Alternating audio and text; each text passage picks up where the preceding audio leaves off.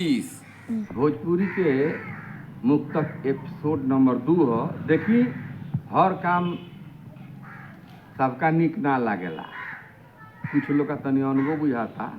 आई देखी हम भोजपुरी के सत्येंद्र सिंह शिवानी कि होखो मत अधीर केहू मन में तनी धीर धरो, होखो मत अधीर केहू मन में तनी धीर धरो, कुंभ के बखान गान चानू पर गवाई।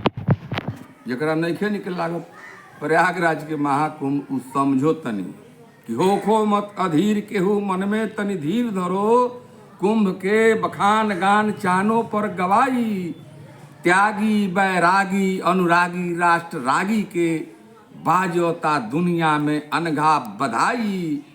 साज देखो सजल जाके संत देखो मजल जाके, कि साज देखो सजल जाके संत देखो मजल जाके, किसिम किसिम भेख भाषा भाव से सजल बा।